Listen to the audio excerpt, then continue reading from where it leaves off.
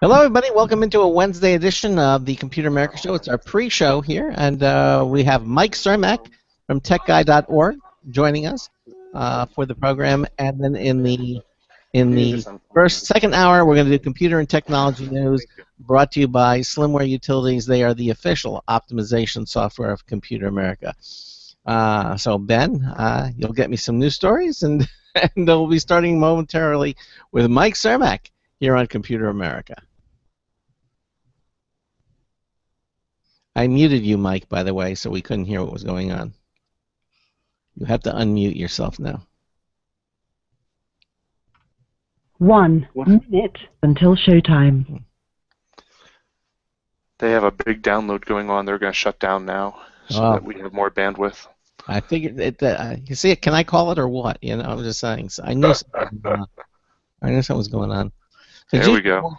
Our bandwidth usage just went from 1.7 megabit to 0.2 megabit. So you may see a difference now. 1.7 to 2? I don't know. That's 0.3%. Great. Well, 1.7 to 0.2. Yeah. Oh. Yeah, that's a... So 1.5 meg less. Right. Correct, sir. It got worse, you're saying? No. Never mind. The amount being used at the moment. Oh, right. Went down. Yeah. Oh, got it. Ben understands what I'm saying. Mm-hmm. This is millennials. Maybe well, that's there's scary. one number. I don't know. There's a less that number. might not be a good thing. Go live in 5 seconds. 4, 3, 2, 1.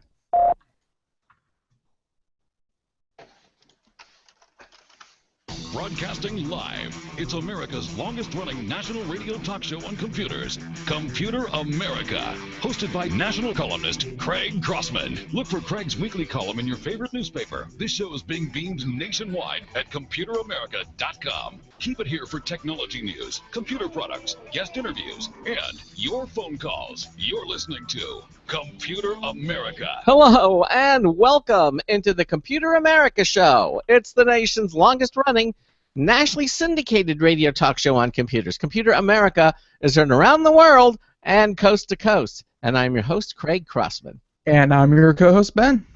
And welcome into a Wednesday edition of the show. It's Hump Day here on Computer America. Had a terrific show yesterday, our Gamer Tuesday program with Corey Gallagher from Pop Sarah, and a little preview of holiday games and hardware and software to come. You know, there's preview, but I think that most of the video games out there, I mean, if you're waiting, if there's ever time to go buy one, as we've talked about yesterday on the show, I mean, the last of the really, truly big releases happened actually yesterday. Mm-hmm. And you know, most games tried to aim for that the pre-Black Friday sale. So if you're waiting for video games because you don't think they're out yet, most of the ones that everyone was waiting for have been out and ready for you to go drop $60 on. That's a lot of cash. However, so we have a terrific show planned for you today. It is our open mic night, open mic day show with Mike Cermak. He's the owner-operator of TechGuy.org or something like that. He'll be joining us in the first hour. And in the second hour, we'll have computer and technology news brought to you by Slimware Utilities. They are the official optimization software of Computer America. So now if you have a comment or question for our guest, we'd love to hear from you. Give us a call at 347-884-8881. That's 347-884-8881. I'll get Johnny get you through. Of course, if you're calling when we are live, which is Monday through Friday from 3 p.m. to 5 p.m. Eastern Time, we'd like to hear from you. The other thing you can do is go to our website at ComputerAmerica.com. In the upper right corner of every page at our website, it says Submit a Question. Just click that link. You'll go to our question submission page. You can type in a question. Ben and I will see it immediately, and we can ask your question on your behalf to our guests. It's just that simple. The other thing that you can do is watch the Computer America Show. We are a radio broadcast, but also we have live video stream. Again, 3 p.m. to 5 p.m. Eastern Time, Monday through Friday. We have live video, and we invite you to watch us because you can see myself, you can see Ben, you can see our guests. And not only that, Ben has the technology to display websites, movies, videos, that type of thing as well. So it just kind of enriches your experience that we call Computer America. So just another way you can kind of get more of about what we're talking about here on the program. Of course, archives always available. Archive from any page at computeramerica.com. The menu bar there, archive. Where you're heard on the Blog Talk Radio Network, the IRN Radio Network, the TuneIn Radio Network, Stitcher, SoundCloud, all of them carry Apple's iTunes carry the archives of the program, and you can download those at a later time. If 3 to 5 p.m. Eastern, Monday through Friday, is inconvenient for you, you can still catch the show. Although we really prefer to have you here live with us, so we can interact with you, and you can interact with us. That just makes it a more fun experience. So that being said, I just want to promote quickly. Well, we can do that when Mike comes on the show. We can promote it quickly too.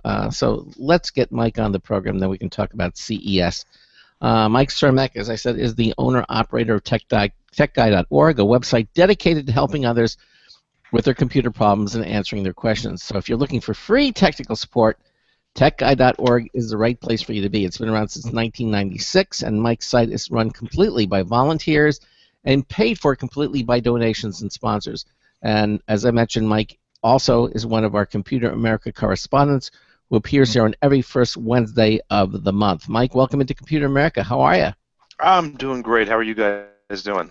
It's December. Boy, I'll tell you, time flies. It snuck up on us. Yeah, it felt like we were just here a few days ago, and now here you are again. I know, it did kind of feel like that. I looked at my schedule, and I was like, wow, the show is already today? Yeah, exactly.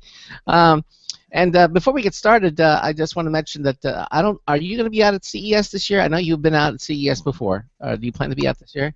I don't think so. Ah. It usually falls over my son's birthday, so that makes it hard to get away. I didn't look it up this year to see what the dates are, though, to be honest. January 6th, Ben, through the 9th. Right. 6th to the 9th. I may have to look at that. Yeah, Ben is going to be out there. He's going to Might be a little bit late this time, huh? Yeah, no, Ben's going to be out at CES. He's going to be at the Showstoppers event and CES itself. He's going to be covering that. So we'd love to have you out there, Mike, and kind of... And it's weird to hear you say that, might be a little late to check it out, because it seems like, talk about time flying, like 2 weeks ago, it's like, oh, get in early, get all your reservations set, and now it's like a month before. It's like, oh, maybe it's too late. It's hard to pin down that line of it's early, get it done, and it's too late, don't bother. You're right. It varies so much with different conferences too. I mean, I go to some of them, and if you don't have your plane booked and your hotel booked 6 months ahead of time, you're not going. But Las Vegas is a big place. And I don't even have to get a hotel room. I'll just stay with Ben. That's right. See, that's going to cause some problems, because I was just going to couch surf with you. So I mean, oh no, all of our correspondence. Well, it's nice and warm in Las Vegas, so we can just sleep outside. There we go. You're a pilot. You can just fly there, right? You don't have to take a plane, right? Yeah, absolutely. It'll just take me a couple days to get there, but it's totally doable. Okay. Anyhow, you didn't cap it off with, and boy, will his arms be tired. That's the oldie, and that requires the rim shot. Exactly. There you go. Uh-huh.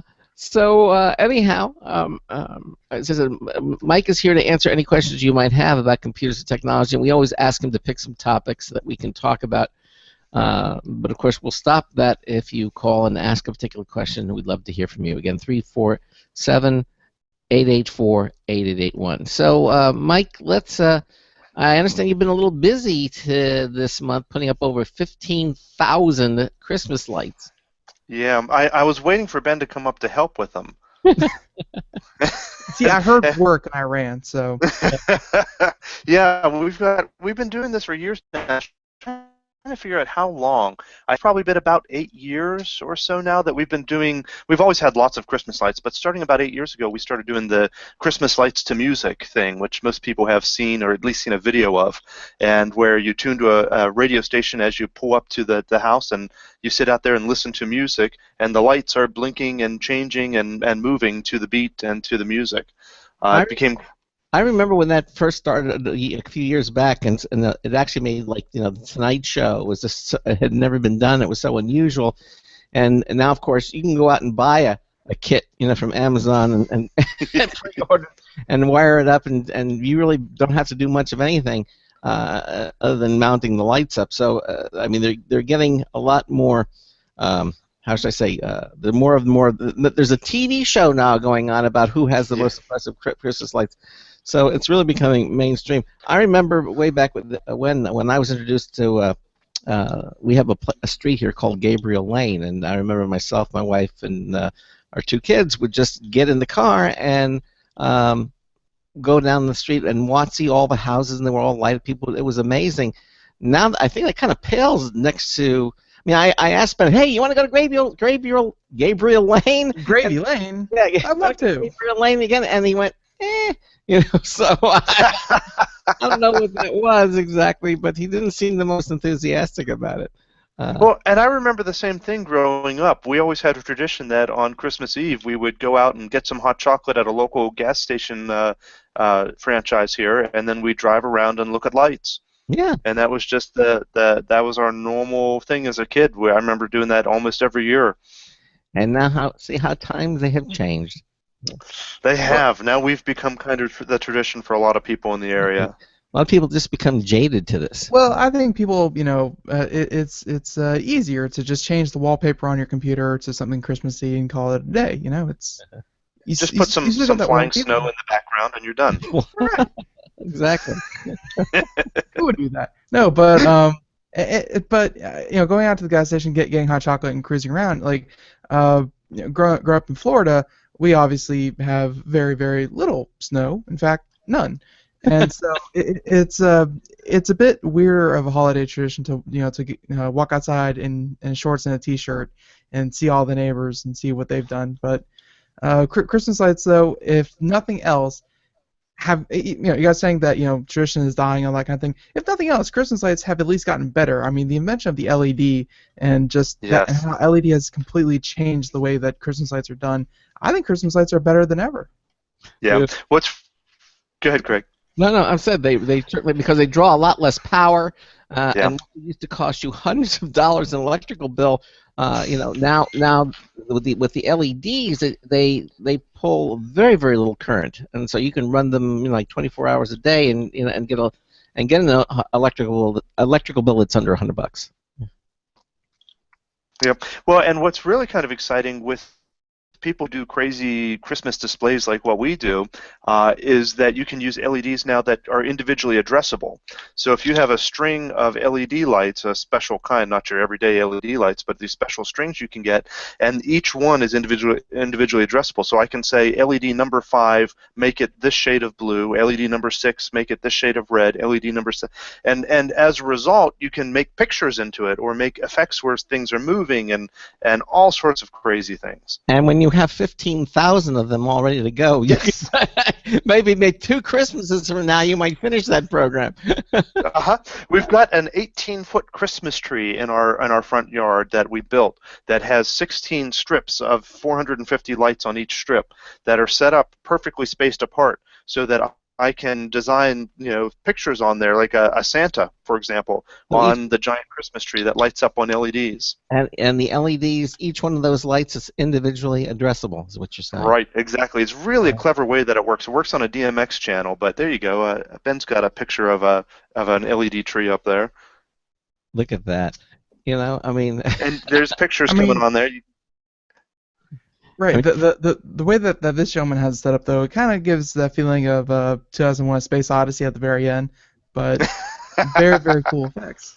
Yeah, it's a lot of fun, and this is the first year we've done it with LEDs like this. I'm very excited about it. It's been a whole new way of learning, and the way we program it is entirely different now as well. The whole display is run using a Raspberry Pi computer, a little $30 single board computer runs the whole display now, whereas I used to have this big $800 tower that would run it, and now it runs better on a $30 Raspberry Pi than it ever did on a Windows computer. Is the Raspberry Pi part of the kit that when you get these lights? I mean, is that sold? Are they sold? Does it come We with it? didn't. I didn't buy it as a kit. I know that they sell individual kits that have 8 plugs you plug in your lights into and plays certain songs over and over. These are all custom built, and that's what a lot of these guys do now. Including what you see there. That wasn't a kit there, but you buy the Raspberry Pi. I bought that on Amazon, and then the LED lights I bought from China. And you wire them up yourself. I burnt myself several times trying to solder them, and and it's a much more work than it should be for putting up lights, but it's a lot of fun in the end. You get to do some pretty incredible things. And there's a website for people who want to do this sort of thing called Planet Christmas, which is where I learned how to do a lot of it. And a lot of the people who do this hang out there and share tips and tricks on how they built different things and programmed different things, including a lot of the people who are on that that TV show you were talking about, where they have that competition of Christmas lights. A lot of those guys are in this Planet Christmas forums and share videos and pictures and so on of their systems. And basically, they're all kind of geeks, and they're all they're all programmers, or are they everyday kind of Yeah. people? Most of them certainly have some computer expertise or some electrical engineering expertise, because it takes a little bit of engineering to do a lot of these things, because you have power supplies and outputs, and you have to make sure you're not trying to pull too many amps off of one or the other, and how much power you're going to lose over this length of cable, and there's a lot of math that goes into it. I would think so. Wow. It's pretty fun. And it takes hours to program it, because you have these systems. We use a new program this year called X-Lights, which is designed to make it a little bit easier, but it allows you to kind of visualize it as you program it. So you tell it to turn on different lights, and it has a picture of your house that it'll turn on different lights on, so you can kind of get an idea of what you're doing as you program it. But it's a lot of work. We spend hours on each song just to try and get the lights to do the right thing at the right time. So this is not necessarily something for the faint of heart. Well, you can start small. You don't have to start with 15,000 lights in a giant 18-foot tree. We didn't. We started with just a handful of them. But doesn't it grow into that? It's a little bit of an addiction, I have to admit. And luckily we've have very nice neighbors who most of them love the show, but sometimes traffic piles up. And we live in a quiet little neighborhood, and you have traffic just up and down the side of the road watching our light show, and I'm sure that gets annoying for some of the neighbors. I would think so. Have you heard from any of them?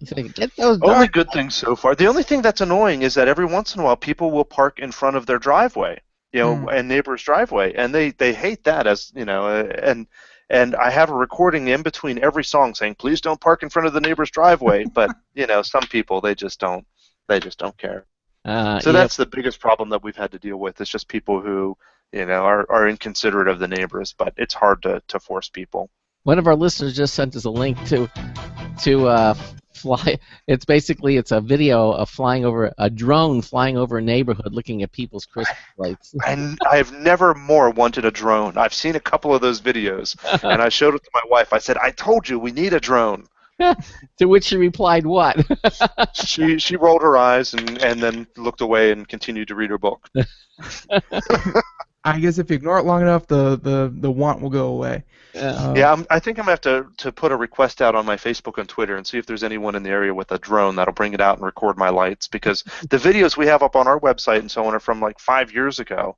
I don't have a recent video. I need to do one, but from a drone would be awesome. I've been really impressed with some of them out there. And one thing that you mentioned a little bit earlier was the fact that this recording that you have, and I think to a lot of people, constant blaring of Christmas music can get very, very annoying, especially if it's your neighbors and it's a big show, I'm sure, like you do. The cops will be called eventually, but you do a radio station, actually.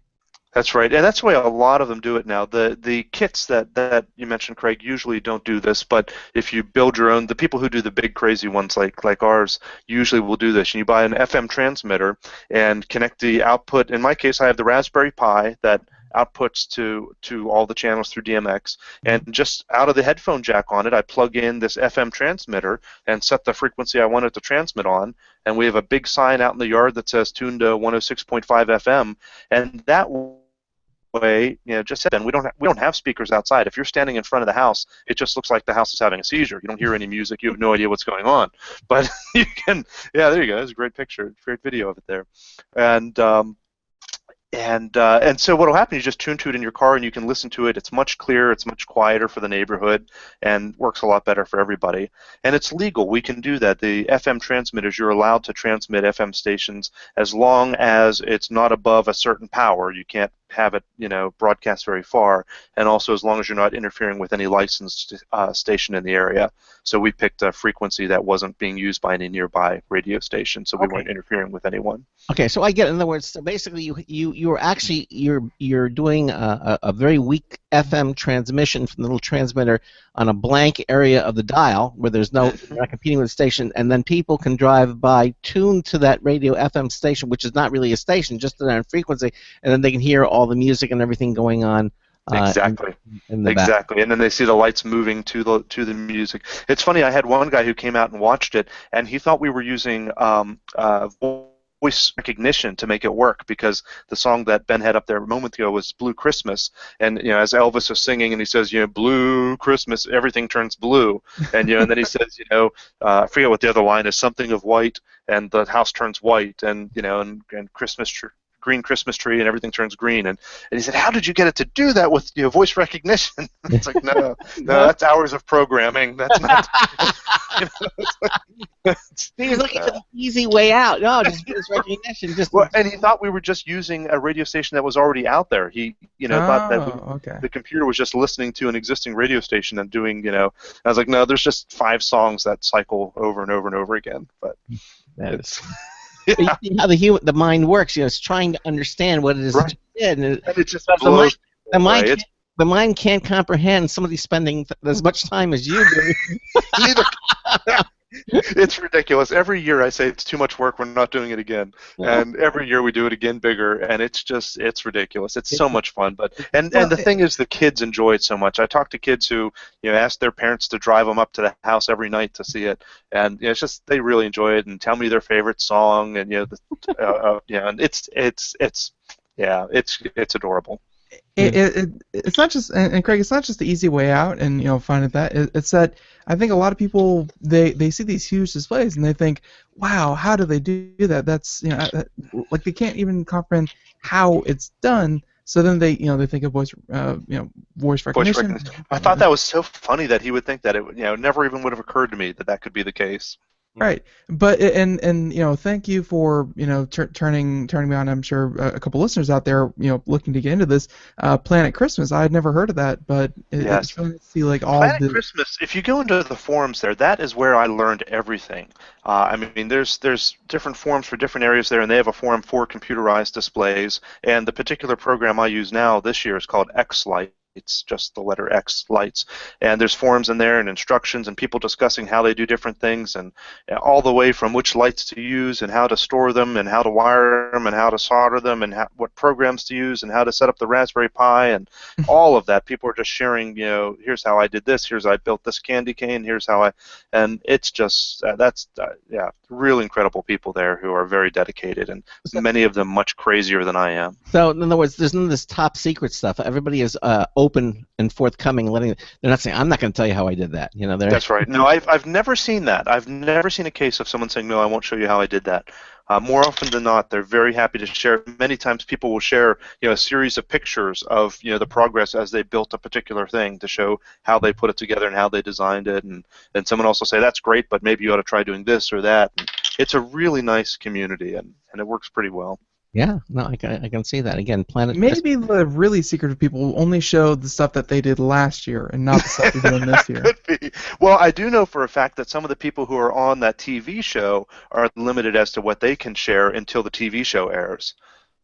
Ah. I've seen a couple of them who had videos of their display, but they couldn't show it until after that episode had aired. Really? Because they don't want people saying, "Oh, I've already seen that." I guess so. I think that may have been, and I don't know, I'm just speculating. I suspect that's an agreement as part of being part of the TV show, is that they don't broadcast the video of their music ahead of time. I forget what station's on, NBC or ABC or whoever it is. I think ABC, right? Mm-hmm. And I'm sure ABC wants it to be on their show first before it's anywhere else. Well, it makes a lot of sense. I mean, but they aren't getting paid by one of the participants, if there's any kind of prize or they're competing for anything, or is it just being on the show and that's it? I'm not Good sure. question. I don't know. I really don't know the answer to that. I'm sure they would do it just to be on the show. I'm sure they wouldn't need to be paid to be on it. But I don't know. It wouldn't surprise me if they were given a little something just for, the rights to use it. But I honestly don't know. I've never even thought about it. Yeah. Well, I think my neighbors would never want it to come to that point. well, I mean, like, I'm sure if you do it enough, and certainly at that level, sponsorships or just hey, Radio Shack, if they're still around.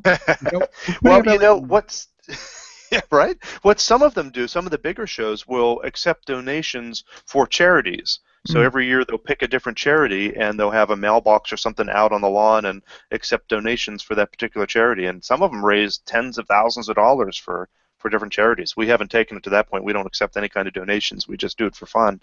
But it's kind of a neat way to give back in a way. I mean, there's no Mike Cermak fund? No, there is not. We've had people ask if they could donate to it because they recognize the amount of money that goes into the parts and electric and all of that. Electric really isn't that much. Well, because with a show like this, you have 15,000 lights, but all of them aren't rarely on at the same time. Yeah. All of the red lights are on or all of the blue lights are on, so it doesn't use that much power. But even compared to incandescent, it's a fraction of what. Oh, that's for sure. LED is great. LED much more energy efficient. But conservatively, give our listeners a best guess. What do you think it costs you to get this into place, and what do you think people typically will pay, for to get these things up and running, based upon your experience? What can people expect to pay for something like this? Most people who start out would start out with a couple of things. You'd need a computer to run the show, which could be a Raspberry Pi for $30, or it could be a computer you already have sitting around, which is how I started. You would need an FM transmitter, and those vary anywhere from $100 to $200 for a decent one. Some of them you can get much more expensive. I think ours is around a $200 one, and then you need a controller, something that will actually make the lights blink. And the way we started, and the way almost everyone started, is with a controller that's called Lightorama, a Lightorama controller. And I see them on eBay all the time for about $150. Mm-hmm. And basically what they are is they're a metal electrical box, and coming out of them are 8 pigtails, 8 plugs, female plugs that you plug your extension cords into and then run them to your lights. 8 or 16. Most of them have 16. I think I said 8.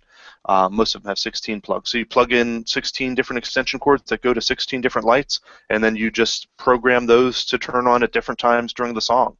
And that's the way most people start. But that's not those individually addressable LEDs. Yeah, the individually addressable ones are certainly more expensive. I'm trying to remember how much those were, to be honest. I think, boy, I hate to be wrong. I honestly don't remember. How's that? You blocked it out of your mind. I did. Well, and the thing is, it seems ridiculous. I'm going to try and go to a website here, see if I can find some rough estimates for you here. But the thing is, I bought them, the beginning of this year, and so that I could start programming them and playing with them. And so it's been 9 months or more since I actually purchased any of these, and just to get them all up and running. So the RGB lights is what they call them, and those are smart pixel lights. So let me see here. So here is. I imagine the best time to purchase a lot of this stuff is going to be exactly a couple weeks after the holidays to prepare for next because of the price cuts. Exactly right. So right now is probably the most expensive time to buy any of these. But the smart pixels, where you can address each one individually, a length of 50 LEDs is $26. Oh, okay. That's for 50 LEDs? Right. Okay. So expensive compared to a regular, set of lights, but you can do some pretty incredible things with them. Yeah.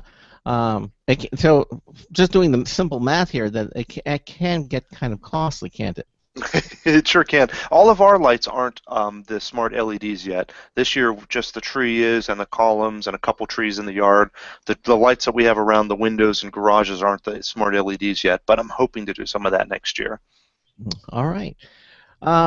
So your recommendation is, like anything else, start small. Minimal investment. Absolutely. See if it's Well, and that's how you want to learn anyway, because you don't want to buy thousands of dollars or hundreds of dollars of equipment and then discover you bought the wrong kind. You know, it's better to smart. And that's why even when I'm switching to LEDs, I did that small. We did a couple things at first, learned some things, and got better about it. Yeah. And then go to eBay. You know. Yeah, you can get these Lightorama controllers really inexpensively, and those control regular lights. You know, if you have a set of Christmas lights already, and just put them around your windows, and you can make them flash and turn on, and it's a great way to do it. Do you think maybe in the next 1 or 2 seasons it's going to prove to be so popular that again you'll probably be able to just buy ready-made kits? You know, and Probably so. Yeah, I'm sure it'll become easier and easier to do some of this, because even just the simple flashing was, you know, very difficult to do 8 years ago, and now it's old hat. So I'm sure it'll continue to improve. It's hard to say where it'll go from here. We bought a series of, there were 3 Christmas trees, but basically they had everything built in, and they would just play the songs and the lights would dance to the songs and everything. Yes. And that was like $300, and we've used them now like for 4 seasons. You know, they last. You know, it was there you go. That's fun. And there's 2 websites I sent over to you as well, just as a reference. If people are interested in just viewing these, not even their own, but you'll be surprised how many of these there are. I talked to a lot of people who have seen these videos, on social media or on the news, and think that's so cool, but they think there's 2 or 3 of them in the U.S. and there's probably 10 of them in every state. So there's 2 websites that I know of that you can find these. The biggest one is called ChristmasLightFinder.com. So if you go to ChristmasLightFinder.com, you can put in your zip code and find nearby shows near you. And there's another one called Magic Christmas Lights that will also do the same thing. Mike, we're going to take a little break here, and then when we come back, we have a caller who has a question for you about using Safari on his iPad. So we'll see how that goes. You're listening to the Computer America Show. Mike Cermak is our guest for the hour. We're talking about right now holiday Christmas lights, and we got lots more coming up. We've got a news tips bulletin review as well. We'll be right back. Sometimes disaster strikes. Data can be lost due to many different reasons. Accidental reformatting, power spikes, virus attacks. Zero Assumption Recovery provides a suite of highly effective and thorough data recovery software for Windows operating systems. ZA is suitable for home users and small businesses who need a powerful data recovery solution for Windows and Linux file systems. Go to z-a-recovery.com. Sometimes disaster strikes. Data can be lost due to many different reasons. Accidental reformatting, power spikes, virus attacks. Zero Assumption Recovery provides a suite of highly effective and thorough data recovery software for Windows operating systems. ZA is suitable for home users and small businesses who need a powerful data recovery solution for Windows and Linux file systems. Go to z-a-recovery.com. Hi, this is Craig Crossman, host of the Computer America Show. You have important meetings to schedule. Your company's getting ready for its IPO, and you're in charge of the PTA fundraiser this month. So how do you coordinate everyone to be available at the same time? Are you still using emails, phone calls, even text messages to schedule meetings with a group of people? How's that working out for you? Not so great, huh? It's a fact that every day, millions of people suffer from scheduling headaches. Well, with Doodle, scheduling meetings with a group of people is quick and easy. With Doodle, you can easily propose available times to each member. Each one checks off the times that they are available, and then you simply pick the time that works best for the group, all in an easy-to-read display that integrates with your existing calendar. Nothing could be more simple. Give Doodle a try for free, and like millions of Doodle users, you'll truly see how easy it is to find the perfect date and time for all your meetings. That's www.doodle.com.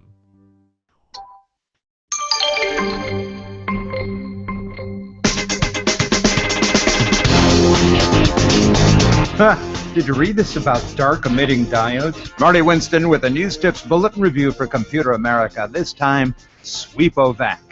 Every other vacuum we've ever seen was designed to take to wherever the dirt may be, but not the Sweepovac. This one is designed to be installed at floor level, typically under a cabinet. It plugs into an AC outlet you provide down there, and when you use your toe to push its big switch plate, A squat, rectangular mouth offers a lot of suction, powered by a big substantial motor on its deepest back side. It's a standalone unit with a replaceable dust collection bag and a filter. Still, you may want to pull it out a couple of times a year and use a Swiffer or utility vac to get the little bit of the fine blow-through dust that escapes it.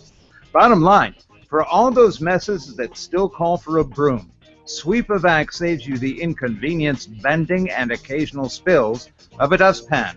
Marty Winston, News Tips Bulletin for Computer America. Thank you, Marty Winston, for that News Tip Bulletin review. Yeah. Welcome back to the Computer America Show, and we are here all first hour with Mike Cermak, and you know, Christmas themed. It's all about Christmas lights, and and you know, hey, Christmas lights are getting more and more technology every year. But if we could just jump over real quick, we do have a caller who called like a minute before the break. Sorry about that, caller. But yeah, and so we're gonna bring him on, and he has a question about issues with actually Safari on his iPad. Okay, and you don't know his first name? Computer America, Craig Crossman. Hi, how can we help you? Hi, this is Greg from Pennsylvania. Hi, Greg. How are you? Hi. Yeah, I've been having a lot of issues probably over the last month with Safari on my iPad too, and I did look on the internet on how to fix it. I deleted the web browser history, and it's still acting up. I'm just wondering if it would actually be better to try to install Android on it, or if I would be making a big mistake with that. Well, you wouldn't be installing Android on your iPad. You have the iOS 8 or 9, whatever version you're running on it. You wouldn't be updating. But you can change browsers. You can run Chrome on there. You can run other. You have several different alternative browsers rather than Safari. So you may want to try another one. But it worries me because Safari really is the native running browser on the iPad. It's Apple's hardware, and Safari has certainly been streamlined to work most effectively on there. Now, you said you deleted your history file. When you say, what kind of websites are you going to, Greg, if I may ask? Mainly, it's doing it on the Blog Talk Radio site. It just keeps, once you load a page in, it'll get an error, it'll reload it, and it'll just keep happening. But I know on my last update, it said that there were fixes for Safari, but it's still acting up. Yeah, I have to say Blog Talk Radio does use some kind of fancy, they're doing some tricky things there, and I know that they're in the process of constantly updating. They were using high definition audio, and they had to go back to what they had before. So my point to you is that if you're using strictly for Blog Talk Radio, I think it's a problem more with the site than your iPad. I mean, have you experienced any other problems on the magnitude? I would be kind of interested to hear about if you have any other problems with any kind of video playback from YouTube or any kind of audio problems. Here and there, not nearly as much though. Yeah. And the primary problem you're having with Safari is just that it says that there was a problem with this page and it's reloading? Yeah, usually for error on this page. Yeah. Yeah, I've seen that a lot, and I've seen that most commonly on older iPads. I didn't catch which iPads you have, but I have an older iPad Mini, and I'm wondering, you know, maybe they should quit updating it. Yeah, I know, right? That seems to be part of the problem, I think, is that the newer iOS running on the older iPads, in my opinion, seems to make this happen more often, and I could be wrong, but that's been my experience. And so you could try and do a factory restore on the iPad and see if that helps. That's no fun for anyone to do, but you could try that. Or, as Craig said, the first thing I would probably try is another browser, install Chrome or something else on it, and see how that works. Yeah. They tend to work better with Chrome or Firefox. I use Firefox on mine, Greg, and I would think that that probably try even Opera is another one that's available. I would say try Firefox or Chrome. I would go with Chrome, really. Chrome is very streamlined, and try using Chrome on the Blog Talk site and see if you get some better results that way. That would be my recommendation. And I think that's about all you can do at this Okay. point. Yeah, maybe I just wasn't thinking about it hard enough. Yeah. Okay. All right. Well, listen. Thank you, Okay. Thank you. and thank you for listening. You keep listening to the show. Okay. Take care. Okay. Bye. Thanks. Bye bye. You too. All right. 347-884-8881. I'll get you on and get you through, just like Greg did. We're talking to Mike Cermak now, and we're talking about the holiday Christmas lights. And that's your favorite for a topic. It's interesting because you put a link. There was one guy or company it's a company that makes porta potties. They make the porta potties. Oh, that video was crazy.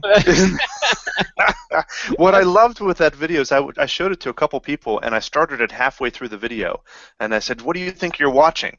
And they saw the Christmas lights moving and blinking and all of that, and then I started it over at the beginning so they could see it. It's the porta potties. Yeah, There you go. the ceilings of the porta potties light up, and because they're kind of translucent at the top, and you can see that. So that was that. We got the link to that as well, and we'll put that up on our website at computeramerica.com. So Yeah, that's exactly right. And so for those who can't see the video, Ben's playing it there now, but that's exactly right. So as Craig said, the top of the porta potties are translucent. All porta potties are, to let light in from outside, because there's not lights in the porta potty. So they're just doing it in reverse. They're setting these little LED lights, not little, but big LED lights, one in each one of these porta potties, and they have, I think, 100 of them. I think it was a 10 by 10 square of porta potties, each with a controllable LED light in the middle of it. And then they wrote a program the same way as I'm writing programs for the Christmas lights, and have them light up in different patterns and to music. It's you need to go to Computer America's, wherever you guys are going to post the link, and see it. It's called Holiday Cans. They did an excellent job. And what was funny is I shared that on my Facebook, and I said, the neighbors think I'm crazy already. Just wait until they see these out on the front lawn. And the funniest thing, the next morning, this company, the sanitation services company, replied to my post on my Facebook page and said, "Don't worry, Mike, we'll have them delivered in the next hour." They're out in Indiana, this company, in Bend, Indiana, I think, and obviously it was sense of humor. I thought that was pretty great that they had that sense of humor to do this to begin with, but then to actually reply to someone's Facebook post on it. They're probably getting a lot of publicity. Well, if you keep making your Christmas display that attractive and you keep getting that line around the neighborhood, this might be an option. Right? I think so. The only problem is you need to be in the drone in order to actually see it. Yeah. That's true. That's true. You're that, or you're using one and it's just lighting up for no reason, and you're very confused. Very confused. Well, and it's usually not recommended to set porta potties on their side. No, you don't want to do that. That's not a good idea. Yeah. I'm no expert at porta potties. No, you don't have to be an expert to know that won't work. No expertise required for that one. Exactly. So, this is nice because, Mike usually comes on and talks about his Tesla, which is great, and we still might have some Tesla news, but I do want to talk a little bit about Google, and because obviously Star Wars is right around the corner. Wait, what's this? Yeah. What's Star Wars? Star Wars, yeah. Just kidding. Right around now. And, it's right around the corner. A lot of great movies right around the corner, too. By the way, I did see that Batman vs. Superman trailer, Ben. Thanks for putting me onto that. Really good. It was like it wasn't even like really a trailer. It was like a teaser for a trailer. But your mom saw it and she couldn't figure out why are they why are they fighting each other? They should be together. And I said, well, that's the premise of the movie, That verse in the middle should not be an ampersand. It's a verse for a reason. Yeah. I have not seen this. I have no idea what you guys are talking about. Batman vs. Superman. The latest, I think if you Google it, it's like Batman vs. Superman trailer 3 is the latest one that just came out. Trailer 3. Yes. How many trailers do we need? Well, it's Batman versus Superman. Well, they're going to have the movie's coming out in 2016, and so they're starting to promote it now. But before that happens, we have Star Wars. And I know some people who are looking forward to Christmas this year, and I know some people who are looking forward to Star Wars. And there's some people that are looking forward to both. And so Google evidently got involved in the act. What was this story? Yeah, it was kind of fun. Google have lots of little funny Easter eggs, all through Google. Some people know different tricks of things you can type in to get it to do funny things. But recently they added, or at least recently someone discovered, that if you go to Google and search for the phrase "a long, long time ago in a galaxy far, far away," then all of a sudden the screen turns black and the yellow text starts scrolling up in a 3D fashion, just like Star Wars, and it starts showing you your search results just based on that. It's pretty cute, and it's kind of clever the way they did it using some HTML5. Yeah, and well, Google is known for having Easter eggs planted all through the different, They certainly are. And what's really crazy about this is that it is just normal search results for that phrase. You can click on the links. The first it shows you images related to For a Long, Long Time Ago in a Galaxy Far, Far Away, and then it shows you the Star Wars opening crawl Wikipedia page. I mean, it's the listing of links just like you would expect from Google, except that it's crawling through a star field just like the beginning of Star Wars. Or Star Wars. Listen to me. But it's getting harder and harder to click at the very top. Yeah. It is hard to click. You can scroll up and down on it to control it a little bit, but it is certainly difficult to to use it. They probably don't want to have all search results do this. It's probably going to make things difficult for people. I would think so. See, but I want my link, but it's going up. It's scrolling away. Here's proof that even the Google engineers don't go to the second page of search results because it cuts off after the first page. That's a good point. It really does. Yep. And there's also a pause play button at the top right. Right. And a mute unmute. Where you can get that music. But that's an interesting observation, though, that you can't get the page 2, at least any way that I can detect. Well, I figured that you think if you kept scrolling, like it would, kind of go forever, but yeah, I guess they thought it was cute enough just to do the first page. Yeah.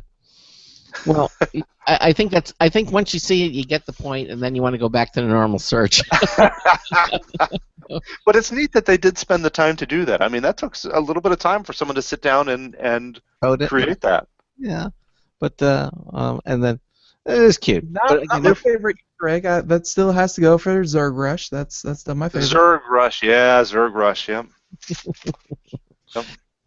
Easter eggs again. By the way, if we're not actually talking about physical eggs. Easter eggs is a term, basically. I know, right? We're talking about Easter, and Christmas is still here. What the heck? I know. These holidays come sooner and sooner every year.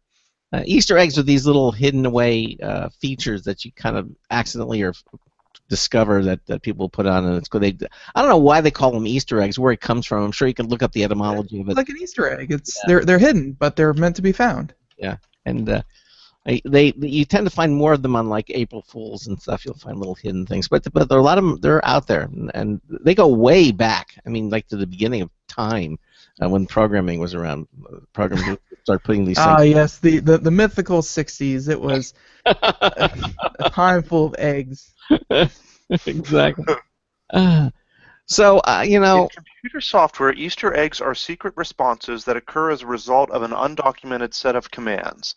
These results can vary from simple printed messages or images to a page of programmer credits or a small video game hidden inside an otherwise serious piece of software. That's it. There you go. And if you just know how to click or find it, then you can. Yeah, and a lot of programs have it. I know that there was one in Excel. There's one in. I know Craig loves when I talk about the Tesla, but there's one in the Tesla. There's actually a couple in the Tesla, and there's several of them out there. But there's nothing more worrisome to me than finding that in your vehicle that you're driving, that there's an Easter egg. I don't know if I'd want to actually click it to see what it would do while I'm traveling 60, 70 miles an hour on the highway. But Well, see, one of the Easter eggs in the Tesla is if you type in a long, long time ago in a galaxy far, far away, all of a sudden you have light speed and you can start flying. And yeah. Yes, exactly. I don't know if you saw about the Hyperloop. Of course. That was Elon and Musk. We need to talk about that, but I want to be careful with time because I do have a quiz ready for you. Oh, we only have like 12 minutes. Boy, there's enough time. Why don't we? You want to go into a little bit into the next hour, and then we'll do that.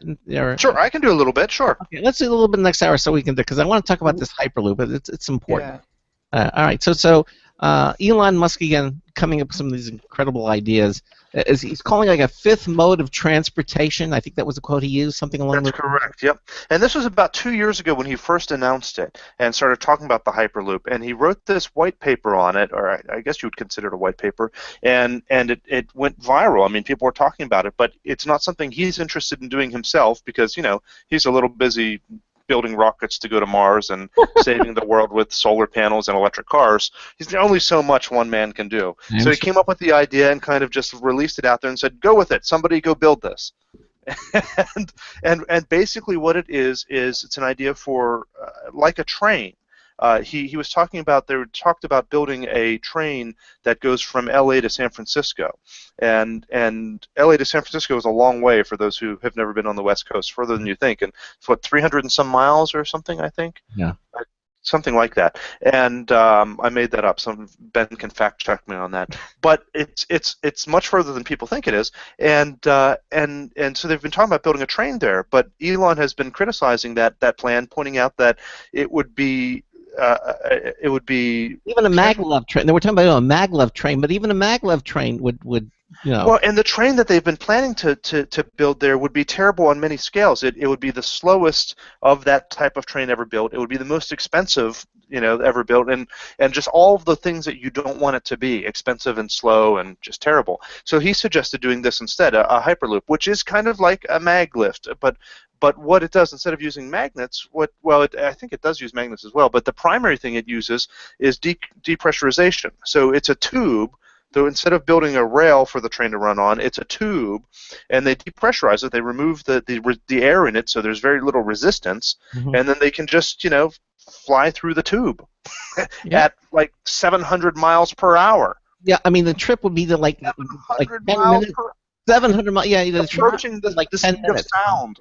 Yeah. Not unlike whenever you go to the bank or anywhere else they have pneumatic tubes. Not That's unlike that. exactly what it is. I mean, that's not exactly, but that's very, very similar to what it is. Well, the internet is a series of tubes, so that's where he got the idea, right? So. That's right, exactly. Yeah, but there's minor things you have to consider with this. If you put people inside a depressurized tube, people tend to like oxygen. And so that becomes a consideration you need to think about. It's a capsule that they're in.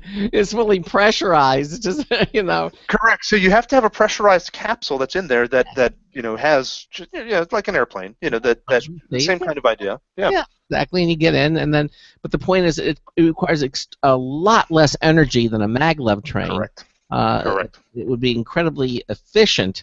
And his suggestion was, on the tubes that you have to run, that you'd have to run from LA to San Francisco, on the tubes to actually attach solar panels. And so as a result, it could actually generate more electricity than what it would need. So it would be environmentally efficient and actually produce more power. So you would get that. You would get to the distance to travel would be a matter of minutes, as opposed to a maglev train. That's right. But of course, I believe that they're building like a 25-mile research piece, or no, 5-mile, whatever they're building. Like they're building like a small scale one to see if it's possible. Right. Yep. Yeah, and so it is 354 miles, and at an average speed of 598 miles per hour and a top speed of 760 miles per hour. So you could get from LA to San Francisco in how long? Like 15 minutes or something? I thought it was something like 20 or 25. Let me see here. I'll find that out for you. Depending how fast you go, but it's a fraction of the time what a maglev train would take. I mean, as it is now, a lot of people fly from LA to San Francisco. I have. Anytime I've been on the West Coast, I plane LA because it's hours to get 324 miles. Yeah. So it says here in less than 30 minutes. Right. That's amazing. That is amazing. I mean, that's and to do it energy efficiently, like you can do it. You can fly there in I think it's 45 minutes or an hour or something to fly it. Now, if I remember correctly, something like that. I guess you could do the math. Yeah, but there's fuel costs and everything. You don't have the fuel costs. That's just it. The amount of energy that a plane consumes is enormous. I mean, it is inefficient. It's fast, but it's it uses a ton of energy and puts a lot of pollution out. I mean, a lot of CO2 out in order to do it. Mm-hmm. And to be able to do this with zero or negative impact, Yeah. where it actually generates more electricity than it uses, or at least as much as it uses, Mm-hmm. it's pretty. And to be able to use renewables to do it, you can use solar to do it. You don't have to be using oil and all of that. It's pretty neat. And it's certainly got very limited applications as far as it's not going to replace planes. It's like he said, it's going to be a fifth mode of transport. It's not replacing something in addition to. And so, but areas like going from D.C. to New York City, or Mm-hmm. going San Francisco to L.A., or even going from L.A. to Las Vegas, or I think there's a lot of applications for something like that on very common big routes like that. Right. Now, obviously, you have things that are well traveled. People, there's a demand for that kind of transportation. Which I think the research in that regard has already been done, because let's face it, we have the interstate highway system. I mean, that shows you where people are going all the time. They know where they need to put these hyperloops. Right. Yeah, exactly. And don't want to paint this as this is an idea so simple, so genius, only Elon Musk could think of it. It's going to require a lot of maintenance. It's going to require a lot of building, a lot of research, and a lot of funding. But I mean, look at all the infrastructure that had to go into place for our modern day airports to work. I mean, that is how many jobs, how many security checks, how Mm-hmm. many planes, how many mechanics. It's an entire industry, and this could turn into that. It's just, I'm glad Elon Musk proposed it and started thinking about it. And you need to look at it in the long term. We tend not to plan long term enough, I think. They were talking about spending $10 billion or something like that to build a train from LA to San Francisco, and Mm-hmm. their estimates for this train is $6 billion. And so if you're going to spend $10 billion on a train, why wouldn't you build one like this that's going to go in 30 minutes instead of in 2 hours, and that is going to be negative impact on the environment? I think there's so many. And a fraction of the cost. Putting in a Right, hyperloop, a fraction of the cost. And the other thing that they've talking about building one that's supposed to be $7.5 billion that will actually allow you to put your car on it. So just like the channel, between France and the UK, you drive your car into the Hyperloop, and it shoots your car up to LA or down to San Francisco. Right, and no traffic. No traffic, right. No traffic. And that's some of the other considerations they've had to think about, though, is, in emergency, how do you get to the people in the tube? So you have to have different areas where it's lots of different things you have to think about with it. Of course. There have to be access, 8 ways to access. But again, I feel like all these questions have been answered by the subway system. Yeah, that's true. That's a good point. Well, and the other thing with this tube is that it can go, on surface or under surface, but their primary plan is to build it above grade, like a monorail system, for those of you near Disney World, and so that it's up on, above level, and so not only do you not have to worry about traffic, but you also don't have to worry about people stopping on the tracks. Because you wouldn't really want a level crossing where a tractor trailer gets stuck on the track and then your train hits it at 700 miles per hour. Because that'd be disastrous. That's not going to end well for anyone.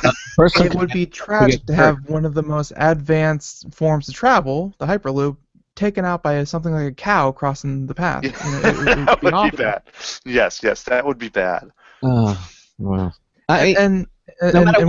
No matter what you can think of, there are always things you have to worry about. I don't care what kind of transportation. Sure. With airports, it still exists, But I think the advantages far outweigh, the concerns. And then when you start getting technology like this into people's lives, like we were talking about this in China, where they have a new maglev train that travels like twice as fast as the old ones, and it's like, the citizens really enjoy it, because you get on it and, for, let's say, an afternoon, you travel 700 miles in an hour, and you can spend the day, 700 miles away, and then get back on the train and travel back all in one day. Like, it really closes these distances. It kind of makes your world bigger. It does. It shrinks the world. There's no question about it. Airports have done that, and something like this would just continue to make the shrink the world and make things more accessible. There are always concerns, but that's what life is. Whatever Well, there's endeavor you do. pros and cons to everything. There's no doubt about it. But it seems to be, and it's a new technology, so there'll be things we'll discover, there will be mistakes that will be made. But to move in that direction where you can have something that can run on renewable energy and be good for the environment and go fast and be safe, and it's just certainly seems like something, and is still cost comparative or perhaps even cheaper than the alternative. Yeah, that seems like an easy thing a no-brainer. Yeah. All right. Well, we have about 2 minutes left. We can start doing the little contest, the little trivia if you want, and then we can pick it up in the second hour and go from there. We do this traditionally every time Mike Cermak comes on the show, and Ben and I always play it, and Ben usually always wins. I do well. Yeah. I'm trying to remember. Last time, though? I thought Craig won last time. He's been winning a lot lately. I'll have to go check the record. During the commercial break, I'll check it out. I'm getting better faster at typing Google for the answers. That's what. You have to do all of your Google searches on the Star Wars page now, though. Okay. Is this what's about, Star Wars? Is that what the trivia is about? No, this one is actually going to be about the holidays. I figured, I don't know if you knew, but there's a couple big holidays coming up here, and so this will be a Happy Holidays version. Okay. All right. Well, we got about a minute, so let's start off. Let's start with the first one. All right. Who answers first here? I remember one last time. We'll say Craig has to answer first. Okay. So the first question, we've got 7 questions. First question is, in the classic comedy film National Lampoon's Christmas Vacation, Clark claims to have covered the house with how many twinkle lights? 15,000. Good guess. I've watched this movie 20 times. I swear to God. It's like 15, but I was like 35,000 twinkle lights. That's correct. I mean, that's not the correct number, but that's the correct phrasing and such. The answer is 25,000, which is precisely in the center of what you two guessed. So we both first? So I think that may be a first. So you each get half a point. I don't know. Okay. Does that sound like a plan? That sounds like a good plan to me. All right, so Ben and I each have half a point, but we're going to take a little break here, and then I'm going to be back in just a moment. You're listening to the Computer America show. Mike Cermak, the owner-operator of TechGuy.org, is here with us. Again, if you have a comment or question, 347-884-8881. We were talking about holiday twinkle lights that you can put up on your home. We've been talking, even the Porta Potty company who did one. We've been talking about Google and their Star Wars Easter egg, and also the Tesla Hyperloop. We're going to take a short break, just moments, and then Ben and I will be back for hour 2 of the Computer America Show. Don't go anywhere. We're going to be right back. Stay tuned. This is Computer America. Broadcasting live. It's the only national radio talk show on computers to air every weeknight. Computer America. Hosted by national columnist Craig Crossman. The first hour's behind us, but there's still more of tech news, tech talk, and your phone calls. We're being beamed nationwide at ComputerAmerica.com. You got computer problems? Bring them on. You're listening to Computer America. Computers run the world, and we run computers. Call us or send us an email to live@computeramerica.com. Hello and welcome into hour 2 of the nation's longest-running, nationally syndicated radio talk show on computers. This is the Computer America Show, and I'm your host, Craig Crossman. And I'm your co-host, Ben. And we continue on with Mike Cermak, owner-operator of TechGuy.org. If you're just joining us now, Mike has agreed to stay for a few more minutes into this hour because we're doing our traditional trivia game that we play, Ben and I play, and Mike has these questions. Of course, we've covered a number of topics with him, and always of interest. If you missed any portion of it, you can certainly listen to it again. We archive all of our programs at ComputerAmerica.com. Just click on the Archives pull-down menu, and you'll see all the different places where you can download and listen and even watch the Computer America program. So, Mike, the first question, Ben and I, for the first time in the history of us doing this, basically were equidistant from the correct answer, and so we right. So we decided that, and the question was, how many Christmas lights were put up by the Chevy The Chase? Griswold Family Christmas. Griswold family. Mhm. And I said 15, and he said 35, and the answer was 25. So we split the difference, and basically we were equidistant apart from the correct answer. So we each have half a point. So at that point, I think now, do we go to Ben with Now, this? who answers first again? Yeah, sure. We'll go to Ben this time. That makes sense. Because I Okay. actually just looked up over the quick break there, and it turns out Ben did win the last one. Sorry, Craig. Oh, So we will, Ben, answer this next one first. And so the next question, first of all, we have to all agree that the National Lampoon's Christmas Vacation is one of the best, most classic Christmas films of all time. Oh, yeah. And we watch it many, many times every year. And so our next question is that film, National Lampoon's Christmas Vacation, has actually come out 4 different times on home video. It was out on VHS, on Laserdisc, on DVD, and on Blu-ray. But in what year was it first in theaters? oh, when did it come? So that's Am I Ben. first? Mhm. Okay, Yeah. So I'm what year did it first come out in theaters? gonna say 1989. And Craig? 88. Correct answer is 1989. Oh man! I Ben's got it. Okay. Very well done, sir. The National Lampoon films were a spin-off from the National Lampoon magazine. I didn't know that, by the way. It was published between 1970 and 1998. How many issues were published? Oh man, 1970 and 1988, and you're right. I've never even heard of that magazine. I'm gonna say National Lampoon magazine. Never yeah, had- National Lampoon magazine. I'm gonna say 200. And Craig? Do you remember it, Craig? Have you ever heard of it before? What, the National Lampoon magazine? Yeah. Yeah, of course. Are we just too young? Yeah, we're I not- guess. we were too- yeah. Well, like the way Craig answered that, he was like, "Oh yeah, of course. Who hasn't?" I What? know it must have. I figured it must have been a big thing. It started these films and everything. It was, it must have been quite a thing at one time. Yeah. Yeah, exactly. And how many issues do you have in your collection there, Craig? And I don't have any more the collection. I don't collect much of anything except electronic clocks. But no. So Ben guessed what? 200? What did he say? Yep. That's right. And that was for the number. Let me understand. It was the number of issues. Mhm, Yes. that were published. So the National Lampoon films were a spin-off from National Lampoon magazine, published between 1970 and 1998. How many issues were published? Let's say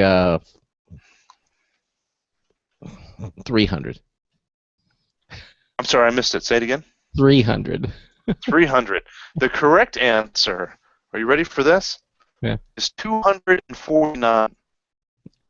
You guys were that close to tying again, but by 1 issue, Ben was closer. So Ben I like it. by 1. That was darn close. See, Craig, that's what you get for playing fair, Craig. You That's should know right. better. I should. He's right. According to the National Retail Federation, 21% of smartphone owners will use their device to purchase gifts this holiday season, the highest ever. According to Pew Research, what percent of U.S. adults own a smartphone? Oh man, I didn't think that kind of question was coming. See? And being sucked into the Computer America bubble, we tend to think that everyone has all the latest technology and they all love it.